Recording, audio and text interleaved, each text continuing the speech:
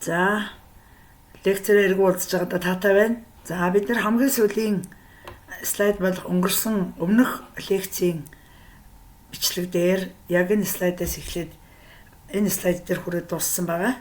За ингээд эндээс хойш ингээд үргэлжлүүлээд явъя. За бид нар энэ хайлтын алгоритмуудыг ерөнхийд нь хоёр төрөлд хуваадаг.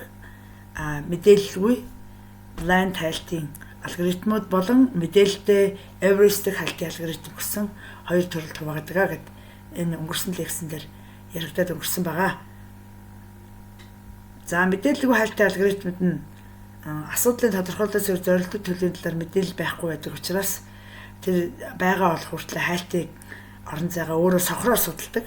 Энэ blind буюу сохор зарим үе сохор хайлтч гэж нэрлэдэг. За ингээд ийм хайлтын системийг ашигласан. За тэгвэл мэдээлэлгүй хайлтын алгоритмуудын нэг болох гүний хайлт with depth first switch гэсэн энэ хайлтыг авч үзье. Энэ хайлт ямар онцлогтой вэ? Яаж ажиллаж байгаа вэ гэдэг тал дээр энэ тайлбарласан байгаа. За энэ хайлт болохоор зэрэг хайлтыг өргөдгөх жагсаалтад сүүлд оруулсан өргөдөх зангилааг эхэнд өргөдөх замаар үүсгдэг буюу LIFO стейкинг зарчмаар ажилладаг. За LIFO гэдэг маань бид нар өнгөрсөн 3 дугаар лекцэн дээр яригдсан байгаа. Last input first out гэсэн үг нэ тэ. Хамгийн сүүлд орсон хамгийн эхэнд гарах гэсэн зарчмаар ажилладаг. За тэгээд хэрэг мод одоо төгсгөлгүй гүнтэй бол шийдэл байсан алгоритм бас яг төгсгөлгүй салбарт гацаж шийдлийг олохгүй байх магадaltaй. Тэгээд ер нь бол модны дээд хэсэгт бол шийд оршин байхад түүнийг олохгүй буруу замаар ороод сургаггүй болж болзошгүй. Тэгээ ийм хайлт байх нь шүү дээ энэ хайлт маань. Хэрвээ тухайн асуудлын шийдэл нь олон одоо шийдэлтэй бол өргөний хайлт буюу bridged first searches илүү хурдан шийд олох магадaltaй гэж үздэг. За энэ хайлтын алгоритм бүүцэд биш буюу төгсгөлөг биш байдаг. Хэрвээ асуудал нэгээс илүү шийдэлтэй байсан ч энэ алгоритмын шийдлийг хамгийн бага хүнд олох баталгаа байхгүй. Тэгэхээр алгоритм оновчтой биш байдаг гэж үздэг. За шаардлагатай хамгийн их санах байна. За энэ санах байна хэмжээг B хүрчхэн D, O хот B хүрчхэн D хэмжээ буюу B гэдэг нь болохоор зэрэг факторыг үржих нь хамгийн одоо их гүн хоёрын үржирээр үржүүлсэнтэй тэнцэнэ. За юуны хувьд бол хугацааны хувьд бол D-гийн одоо хувьд авч үзвэл хайлтын дундаж хугацаа бол B-гийн D факторыг заглааны факторын утгыг D зэрэг дэвшүүлсэн хэмжээтэй тэнцвүүц тийм одоо хугацаа зарцуулагдана гэж үздэг. За depth first search буюу гүний хайлт нь болохоор зэрэг бүх цангалаа бүхэлдэн давах боломжтой бол урагшлах эсвэл буцах замаар графикийг тойрон гүйлгээ хийдэг. За ухрахад суурилсан алгоритм ухарч явдаг. Ер нь дийлэх алгоритмууд ингээд дээрээсээ доошоо яваад төгсгөлдөө хүрээд дуусдаг. Тэгвэл гүний хайлт болохоор зэрэг дээрээсээ доошоо яваад тэндээсээ буцаад нөгөө юун дээр зорилт зангалаан дээр очиагүй бол ухрах тийм боломжтой байдаг. Ийм алгоритм байх нь энэ ухрахад суурилсан алгоритм гэж үздэг. Буцаж яана гэдэг нь бид тухайн замд зочлаагүй зангалаа үлдэх хүртэл одоогийн замаар урагшлаад дараа нь дахин зочлаагүй өөр зам руу шилжинэ гэсэн үг. За энэ зураг дээр үзүүлсэн анимашн дээр үзүүлсэн байна. Гүний хайлтын ажиллагаа. За эхлээд энэ дээр энд бол нөгөө яг гүний хайлтын урсгалыг харуулж байна. За ингээд төвшингийн хувьд 1-р төвшин, 2-р төвшин, 3-р төвшин, 4-р төвшин гэдэг 4 төвшинтэй. За энэ 1-р төвшин, энэ 2-р төвшин, энэ 3-р төвшин, энэ 4-р төвшин байх нь. За их цангалаа нэгээс эхэлж хайж байна. За нэгээс хайж эхлээд тэгээ 2, 3, 4-ийг дайрчин. Тэгээ 4-ийг өргөдөхөд хүү зангалаа байхгүй бөгөөд зорилгын зангалаа олдохгүй байгаа учраас ухраад 2 руу очиод 2-оос 5-ыг дайраад 5-аас буцаад 1 рүү очиод 1-ээс 6-ыг дайраад ингээд ийм энэ 6 энд байгаа бүх зангилаануудыг дээрээсээ доош нь явчаад буцаад ухарч явсаар хагаад хамгийн сүүлийн одоо 6 дугаар зангилаан дээр зангилааг дайран өнгөрнө. За тэгээд энд зорилт зангилаа олдсон бол шууд энд яг хайлт нь зогсдог. За ийм зарчмаар явна л гэсэн үг. Тэгэхээр бүх зангилаан зочилж гин гэсэн үг хана шүү дээ. Тийм ээ, бүх зангилаан зочилно. Хэрвээ зорилтод зангилаагаа олсон бол заавал одоо юу яахгүй ухрах өөр зам руу шилжихгүйгээр явна л гэсэн үг хана, тийм ээ. За гүний хайлтыг одоо ашиглаад шийдэж болох зарим асуудлууд тооч үзэх юм бол за графиктай холбогдсон бүрэлдэхүүн хэсгүүдийн тоог тоолох, чиглэлгүй график давталтыг илрүүлэх, графикийн топологи эренгийг тоолох, олох гэх мэт үйлдэлүүдийг хийж болно. За давтамжтай гүний хайлт гэсэн iterated хайлт гэсэн хайлт гэдэг. За тэгэхээр энэ хайлтын гүнийг тэгээс эхлээд давталтын гүнд эхэлж хайлт хийгээд ажмаар гүний нэмэгдүүлэн зорилгоо олох хүртэл хамгийн их гүнд хайх хайлтын арга байна.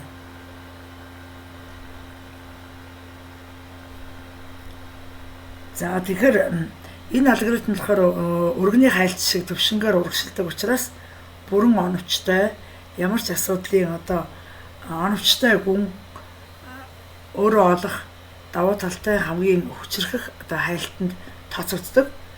За энэ хайлтаар бол цаг тавьчихсан систем одоо ашигладаг. Өөрөөр цаг тавьчихсан систем дотор хайлт хийхин тулд яг энэ хайлтыг ашиглаж болох нь жишээлбэл цагтаа шатар нь одоо энэ өгсөн цаг тохируулан шийдлийг олох чадвартай байдаг. Онлайн шатар юм уу, цахим шатар байдаг тийм үү? Тэр шатар дээр яг хугацаанд тааруулаад хугацаа тавьдаг тийм хугацаа тавиад тоглодог шатарнд ашиглах боломжтой юм хайлт байх нь.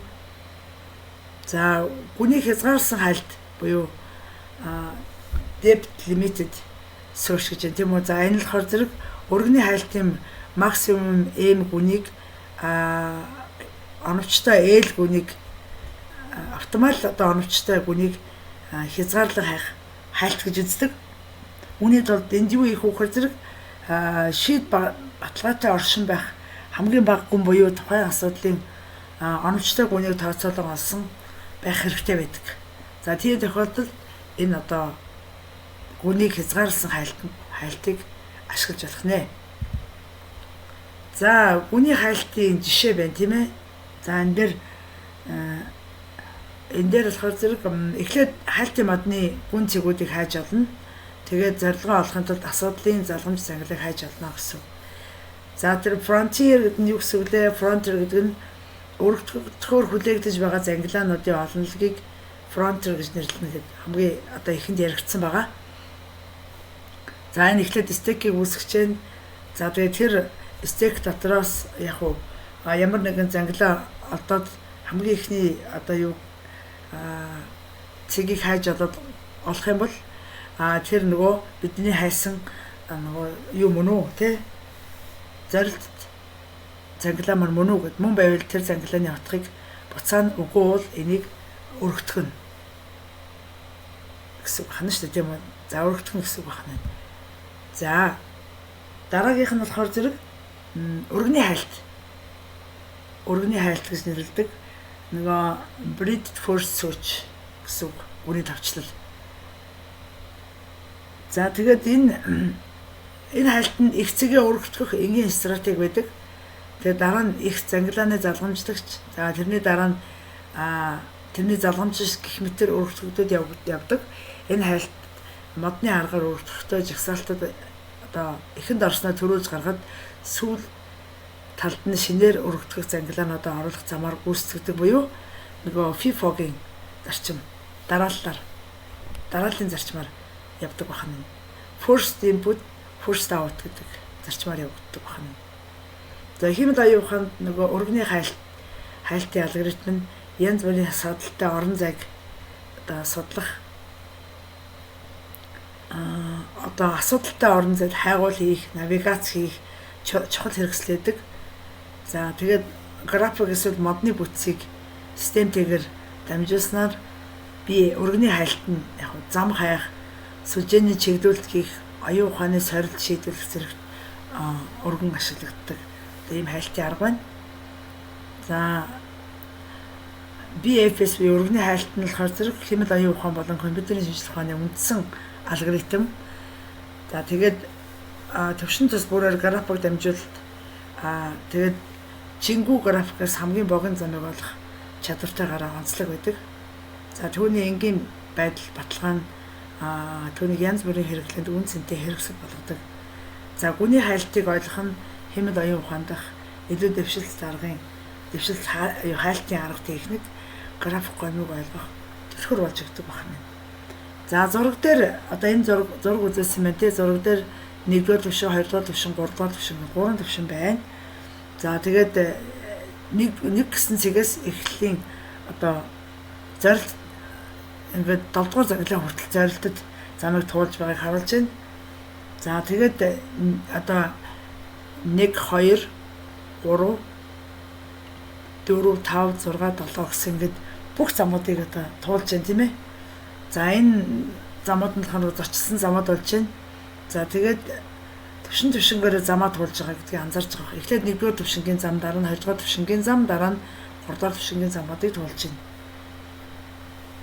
За тэгээд өргөний хайлт нь бол яг уу графын төвшингээр судалдаг. Зочлох цэгүүдийг бүрдэхийн тулд дарааллыг нь ашигладаг. Бүх эрэмгийг жинлээгүй үед яг уу эрэмгийн тооны хувьд хамгийн богино замыг олдог. За өргөний хайлтын алгоритм болохоор зэрэг анхны төлөөс эхэлж дараа нь зорилгын төлөвийг олох хүртэл эсвэл хурц болох бүх төлөвийг судлах хүртэл хурц мужуудаараа өргөнөөр зорчдог.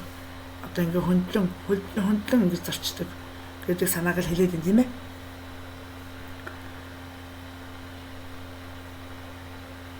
Өргөнөөр зорчдог. За тэгээд энэ зочилсон зангилааг хадгалдаг хил гэж нэрлэгдэг FIFA дарааллыг энд одоо хадгалж авч үлддэг. За энэ нь болохоор очсон можуудыг бүрдгээд дахин зочлохоос зайлсхийхийн тулд одоо хөрсөн багцыг ашигладаг ийм онцлогтой байна. Тэгэхээр зочилсон газруудаараа дахиж зочлохгүйгээр зорилт одоо зангилаагаа олно гэсэн үг байна. Давхардахгүй гэсэн үг байна тийм ээ. За өртгөөр хайлт их за uniform cost source гэсэн ийм хайлт байна. За тэгээ энэ хайлт нь болохоор нөгөө замын өртгөөр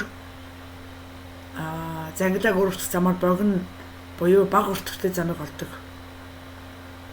Өөрөөр хэлбэл G-хотын нь эхлэх цэгээс энэ зангилаа хүртэлх замыг замын өртөг гэж авч үздэг. Тэгээд энэ дээр авч үздэг. За Digixtra гэх нэг төрлийн зардлын хайлтын алгоритмын нэг хувилбар гэж үздэг. За тэгэхээр G гэдэг нь нөгөө юу байгаа? Өртөг байгаа. Өртгийн утгыг нэмэгдүүлэх замаар өргөдөх зангилааг эрэмбэлж өргөдөх дараалд оруулдаг. За эрэмбэлсэн дараалаас хамгийн өндөр эрэмтэй зангилааг төрүүлж өргөдөгдөг. Тэгэхээр энэ нөгөө Digixtra-гийн алгоритм тэгэхээр нэг оройгоос бусад бүх орой хүртэлх хамгийн богино замыг олдог. За энэ нөгөө бас л хамгийн ойрын зочлоогүй оройг дахин сонгож зочилдгүй бүх хурш орой хүртэлх цаг тооцоолох замаар өртгөө тооцдог байна. За энэ зурган дээрээс харахаар нөгөө хөдөлгөөн төрсөс дамжуулалт нь нөгөө сая өргөний хайлттай төстэй боловч зардлыг харгалзан үзэж байгаа гэсэн. За энэ хоорондохын зардлууд, энэ тоонууд, энэ зардлууд нь харагдаж байгаа энэ дэр ямар зардлаар энэ зангилаан дээр хүрч байгаа вэ гэсэн зардлууд нь харагдаж байгаа. Тэгэхээр яг өргөнөөр зорчдогтой адилхан багаас төвшнгөрөө бас энэ юг яг зангилаанууд руу зочилдог байна шүү дээ, тийм үү? За өртгөөр хайх одоо хайлтын үндсэн санаалгаар график эхлүүлэх зангилаанаас хамгийн бага хоримтлагдсан зардлаар зангилааг үргэлжлүүлэх байдлаар судлах судалдаг байна. Тэгээд зангилааг төвшингээр нь судалдаг BFS ялгаатай нь болохоор зэрэг нөгөө өргөний хайлтаас ялгаатай нь болохоор өртгөөр хайх хайлт нь одоогийн замын зардал үндэслэн хайгуулаа ирэмбэлдэг байна. За энэ замаар явхаар нийлт одоо зардал нь тэд гарсан. Энүүгээр явхаар тэд гарсан. Энүүгээр явхаар тэд гарсан гэд яг хуу зардлаа ирэмбэлэх нь. Энэ одоо өртгөөр хайх хайлтын очих цэг рүү хүрэх хамгийн хямд замыг олох боломж олгодог гэсэн үг байна. За тэгэхээр яг ямар зарчмаар ажиллах вэ гэхээр зэрэг энэ дээр нь үндсэн зангилааг эхлээд өргөх дараалд оруулна. Тэгээд дараа нь хоосон биш байхад давтна. Энэ алгоритмын чи ярьж байгаа чинь кодлох алгоритм. За тэгээ хамгийн эрен өндөртэй зангилааг өргөх дараалаас хасна гаргана Тэгээ хэрв гаргасан зорилгын зангилаа бол нийт замын нийт зардлыг хэвлээд алгоритмыг зохиох нь. Үгүй бол одоо нэг зорилгын зангилаа биш бол уг зангилааны бүх хүү зангилаануудыг өртгөөр ирмэлэн дараалд оруулдаг байна. За тэгвэл энэ өртгөөр хайх хайлтыг бол хаана хэрэглэх вөхөр хамгийн бага уртлагын замыг олохыг хүсвэл хамгийн бага өртгөөр хайх хайлтын графикаар дамжих хамгийн хямд замыг олох чиглэсэн алгоритм бөгөөд энэ яг эрмгүүд нь өөрөөр зардалтай байдаг. Түрүүнд би харуулсан өөрөөр зардалтайг харуулж байна тийм ээ. Эрмгүүд нь тэгээд захын зардал чухал үед замын нийт зардал нь алхмын танаас илүү чухал үед одоо энэ өртгөөр хайх хайлтыг ашигладаг байна. За мөн оновчтой шийдэл хэрэгтэй үед олсон шийдэл хамгийн сайн байх баталгааг шаардж байгаа бол одоо энэ өртгөөр хайх хайлтыг сонгох нь хамгийн зөв сонголт болдгоо. Сайн сонголт болно. За өртгөөр хайх хайлт нь за энэ олон өртгөөр хайсан хайлтуудыг ингээд энэ олон эхний юун дээр бол график дээр бол энэ учраас хамгийн бага одоо өртгөөр энд очиж байгаа замыг харж байна. За энд 10 16 хэр чи хэд вэ? 26 46. За ингээд явхаар бас хэд болж байна? 40 50 болж байна те. За ингээд явхаар зэрэг бүр олон болж штэ тийм үү? 26 36 46 болж байна. За ингээд явхаар бүр олон те 35 45 55. За тэгээ 10 15-ууд чинь хэд вэ? 25 35 46. За тэгээд 15 12 гээд ингээд явхаар зэрэг энэ хүртэл.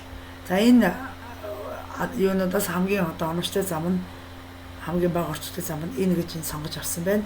За энэ дээр бас зангилаанууд нь бас төвшнгөрөө өргөнөөрөө хайлт хийгээд одоо зардлаа шалгаад тэр зардлаас яасан байна. За энэ графикуудын хаанаас авсан бэ гэдэг их сурвалжийн бичсэн байгаа энэ юугаар ороод томор график бас үзэж болно. За дараагийнх нь болохоор зэрэг бас мэдээллийн хайлтын алгоритмд ордог хоёр чиглэлтэй хайлт. Bidirectional search гэсэн юм хайлт байна. За энэ болохоор нөгөө зарчмын хэвдүүд нөгөө ямар нэгэн бодлогыг хариунаас нь бодож үр дүнгийн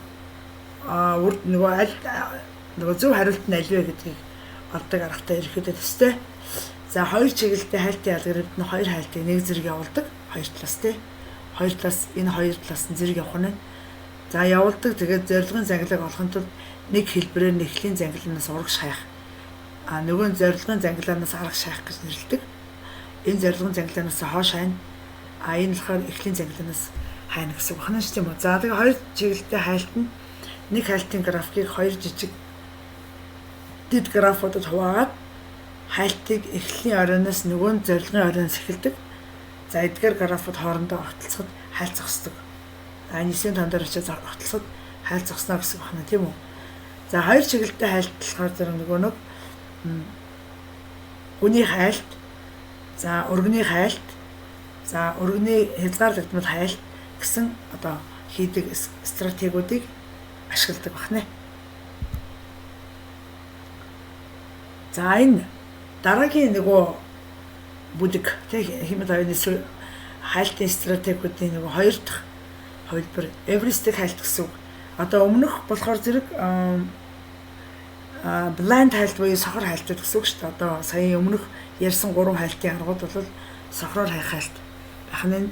За тэр мэдээлэлгүй хайлтын алгоритмууд гэж явах нь одоо бол мэдээлэлтэй хайлтын алгоритмуудыг авч үзэх нь. За энэ мэдээлэлтэй хайлтын алгоритмуудад grid-ийн хайлт A од хайлт тийм A од модны хайлт за A мод графикийн хайлт гэсэн хайлтууд багтдаг байна.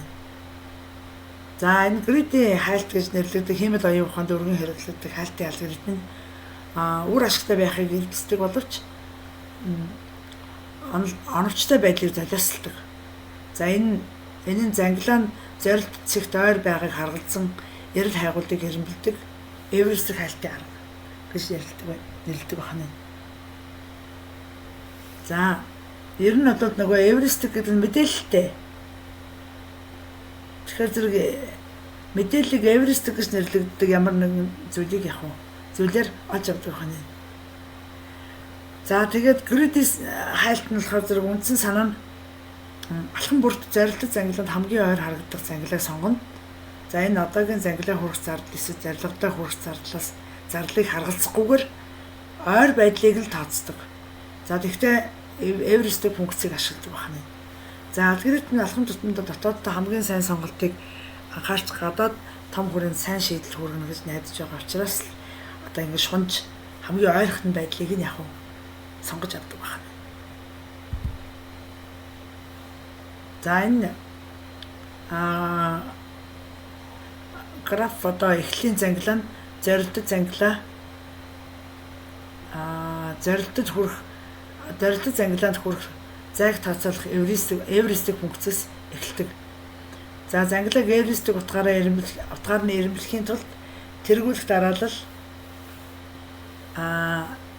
эсвэл минимум овоо үүсгдэг.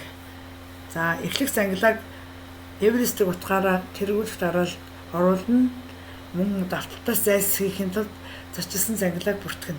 Эхэндээ зөвхөн анхны зангилаанд зочилсон зангилаа байна. Тэгээд дараа нь бусад зангилаануудыг тооцоод явах нь. За тэргүүлэх зангилаа хоосон биш байхад хамгийн бага эвристик утга бүхий тэргүүлэх дарааллаас зангилааг арилгах болон боловсруулах замаар ажиллана гэсэн байна.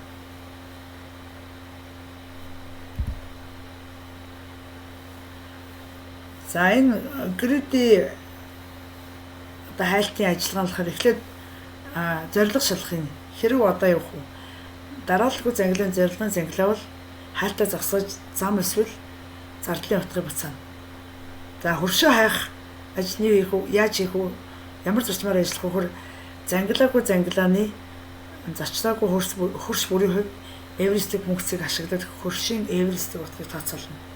Хэрэг хөрш өмнө нь очиж үзээгүй бол хөршөө зочилсон гэж тэмдэглээд хөршийг тооцоосон эвристик утгатай холбож тэрийг тэргүүлэх дараалалд оруулдаг байна. За хязгаар тооцохоор тэргүүлэх дараалал хоосон зорилгоор хүргэсэн байхгүй гэсэн. Ийм байгаа тохиолдолд эсвэл зорилгын зангилаа тэргүүлэх дарааллаас хасагдсан үед алгоритм дуусдаг. Энэ үед олдсон зам нь ихэвчлэн оновчтой биш боловч шийдэл болдог. За энийг хизээ ашиглах вэ? Grid хайлтыг тий. За хурд нь хамгийн дөрөв тавигдсан байх үед хурд чухал бөгөөд баталгаатай оновчтой шийдэл хэрэггүй үед grid-ийн сурчийг ашиглах нь. За өөр ямар тохиолдолд ажиллах вэ? Сайн эвристик байгаа үед хэрвээ зорилтод объект хүртэх зайг нарийн тооцоож чадах сайн эвристик функцтэй бол хайлт үр дүнтэй байж болно.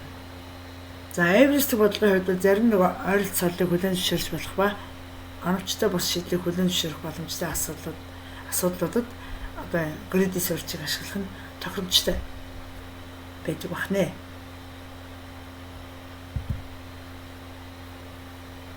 За тэгээд grid-ийн сурчийн ажиллагаа нь болохоор зэрэг энд юу байх вэ гэхээр нөгөө эвристик функц төлхөр бүрэлдэхүүн хэсгүүд нь эвристик функц. За тэгээд хамгийн бага оолго мини хийд. За тэгээд зочилсон буюу жагсаалт, зочилсон багц буюу жагсаалт багтах нь байна. За тэгэхээр энд юу хийх вэ гэхээр зэрэг өгцөн энэ зангилаанаас зорилгын зангилаа хүртэх зардлыг тооцно. За гэрээдийн сүүчийн гүйцэтгэл нь эвристик мөнгөцийн чанараас ихээхэн хамаардаг. Тооцоолоход тооцооллын хувьд хямд байх хэрэгтэй. Тэ зардал нь бага байх хэрэгтэй гэсэн. За тэгвэл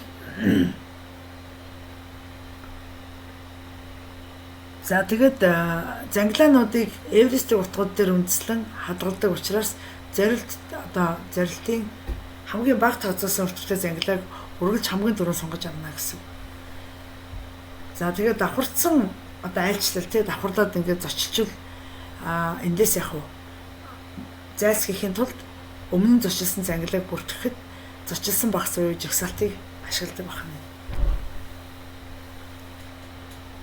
За тэгээд энэ од гэсэн хайлттай ямар холбоотой байх вэ гэхээр гридийн хайлт ба од хайлтны ижил систем механизмуудыг ашигладаг. За од хайлтыг мэдээлэлтэй хайлтын алгоритмд үздэг бол гридийн хайлтыг эвристик хайлт гэж үздэг. од болон гридийн алгоритм хоёулаа эвристикийг ашигладаг боловч од нь зангилааны хоримтлагдсан зардал болон зорилгын эвристикийг харгалзан үздэг бол гридийн алгоритм зөвхөн зорилготой хүрэх эвристик дээр л төвлөрдөг байна. За од нь ихэвчлэн оновчтой шийдэлд нийлдэг бол гридийн алгоритм бол яг юу шиг бол биш тийм ээ. од шиг бол биш байна. Тэгээ ер нь тавчхандаа бол гридийн сүүч нь болохоор зэрэг зорилтод цэг хүртэлх тооцоосон зайд үндэссэн цэгүүдийг эренблэх эвристик хайлтын алгоритм байх нь. За энэ хурдан бөгөөд энгийн боловч бүрэн бүтэн байдал оновчтой байдлын зардлаараа сонголтдог байна. За түүний гүйцэтгэл нь эвристикийн чанараас ихээхэн хамаардаг. Гридийн хайлтын давуу болон сул талуудыг ойлгох нь өгөгдсөн хэмэд оюуны асуудал тохирох хайлтын алгоритмыг сонгоход чухал байдаг. За энэ ихэвчлэн илүү төвөгтэй хайлтын алгоритмуудын бүрэлдэхүүн хэсэг эсвэл хангалттай сайн шийдлийг хурдан олж авах арга болгон ашигладаг байна. За лекцийн 2 дахь хэсгийг ингээд угаар дуусгаж байна. Дараагийн бичлэг дээр үлдсэн хэсгийг бид нэр ярих болно. За анхаарал тавьсанд баярлалаа. Дараагийн лекцээр эргэн уулзъя. Түр баяртай.